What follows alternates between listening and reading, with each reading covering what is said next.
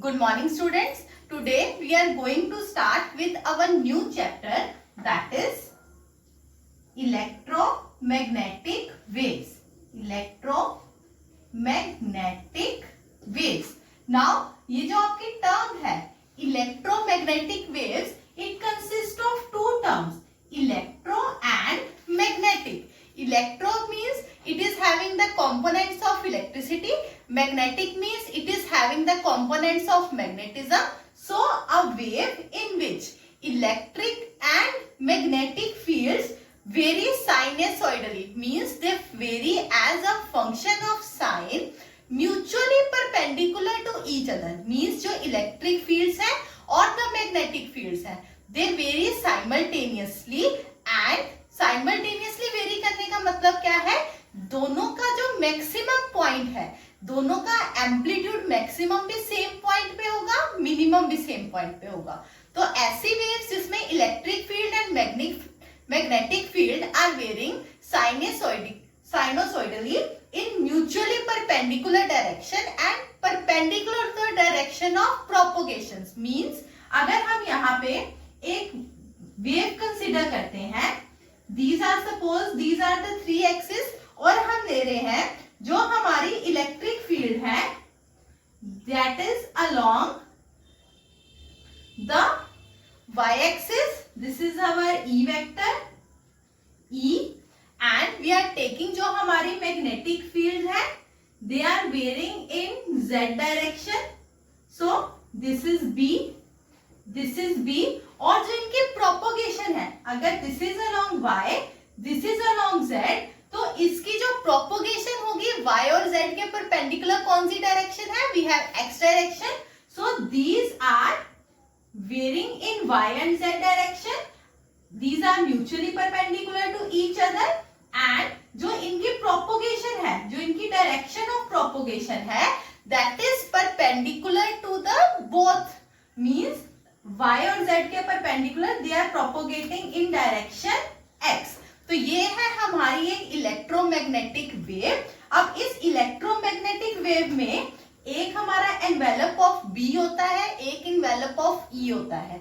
अब मैं आपको बोल रही थी कि they very simultaneously, means at the same time their amplitude will be maximum and at the same period of at the same instant their magnitude will be minimum.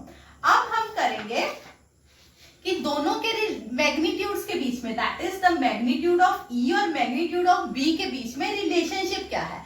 अब इसके लिए सबसे पहले we need to define the waves.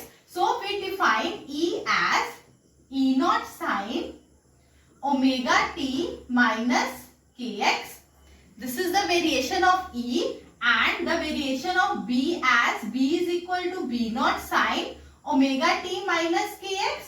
अब यहाँ पे जो E naught है, that is amplitude of electric wave, B naught is the magnitude of magnetic wave, W हमारे पास क्या है, angular frequency, K हमारे पास क्या है, wave number, और जो K है उसकी वैल्यू होती है is equal to 2 pi by lambda, और lambda हमारा क्या होता है, wavelength, and omega जो है angular frequency, जो ओमेगा हमारा एंगुलर वेलोसिटी, उसकी वैल्यू क्या होती है, 2 पाई न्यू, जहां न्यू हमारी क्या है, फ्रीक्वेंसी. और अब हम क्या करेंगे, अब हम यूज करेंगे मैक्सवेल की equation. This equation was there in displacement current, पर जो डिस्प्लेसमेंट करंट है that is not in the syllabus, so you only need to know about the equation. सो यहाँ पे हमारी एक इक्वेशन हम यूज करेंगे, curly E upon curly x is equal to minus curly B upon curly t. Means जो variation of E है with respect to x is equal to negative of variation of B with respect to time. ये Maxwell की एक equation है, but the derivation of this equation is not in your syllabus, so we are only considering this equation, that curly E upon curly x is equal to negative of curly B upon curly t.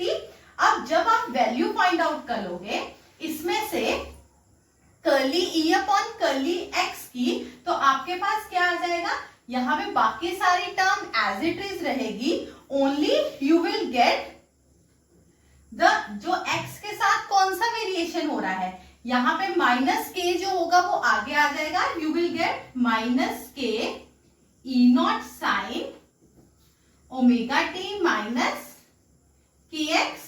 और जब आप इस side करोगे, B की भी relation करोगे with respect to time, so omega will come out, you will get minus B naught omega sine omega t minus k x. अब इसमें नेगेटिव नेगेटिव साइन हमारा कैंसिल आउट हो जाएगा, साइन का फंक्शन कैंसिल आउट हो जाएगा, तो आपके पास क्या बचा, k E naught is equal to B naught into omega. और अगर हम दोनों की रेशियो निकालें तो we will get E naught upon B naught is equal to omega upon k. अब हमारे पास जो वैल्यू है ओमेगा और के की, अगर हम उन दोनों को डिवाइड करते हैं, we will get the value of omega upon k is equal to c, that is the speed of the light. So जो हमारी omega upon k है, that is equal to c, that is the speed of the light. So जो हमारे e and b है, they are in phase, और उनकी value किसके equal है, उनको मैग्नीट्यूड्स की जो रेशियो है, that is equal to the speed of the light, that is c.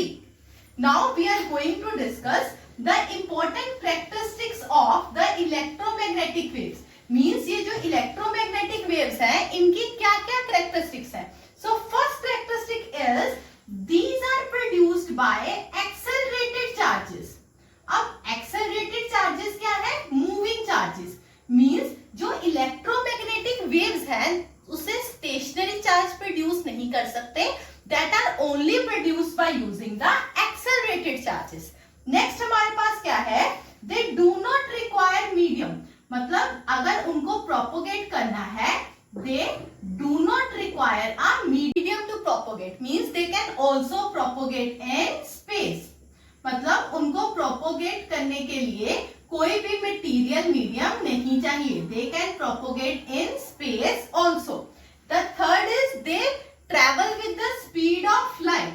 मतलब जो वो ट्रेवल करते हैं, वो किससे ट्रेवल करते हैं? With speed of light which is equal to, speed of light in vacuum क्या होती है? 3 into 10⁸ मीटर पर second. Next is the direction of variation, हमने पढ़ाई है कि that is perpendicular to each other and also perpendicular to the direction of propagation. Next fifth is the variation in field occur simultaneously.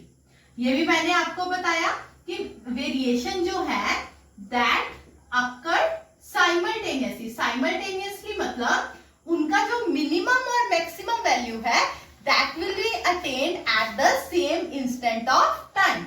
Next is in free space the magnitude की जो ratio है, जो दोनों in free space जो दोनों के magnitude है that are given by the relation E upon B is equal to C, जो हमने पहले डिराइव किया। नेक्स्ट इज जो इलेक्ट्रिक फील्ड वेक्टर है, जो इलेक्ट्रिक फील्ड वेक्टर है that is responsible for giving the optical effects of EM waves. जो EM waves में ऑप्टिकल इफेक्ट्स दिखते हैं that are due to the electric vector, it gives the optical effects. Next is these are not deflected by electric and magnetic waves. Means these are neutral in nature. Means जब भी ये travel करेंगी through electric and magnetic waves, they are not at all deflected. They pass as it is. Next is the EM waves like other waves carry energy and momentum. अब जो EM waves है they carry energy and momentum. And the last is जो उनकी total energy associated with होगी, जो energy density associated with है that is equal to UE plus UB, that is energy density in electric field plus energy density in magnetic field. और energy density इसमें होती है half epsilon naught E square, और magnetic field में हमारे पास होती है half B upon mu naught square. So this is the total energy density. So these are some of the characteristics of the EM waves, and tomorrow we will start with the electromagnetic spectrum. Okay.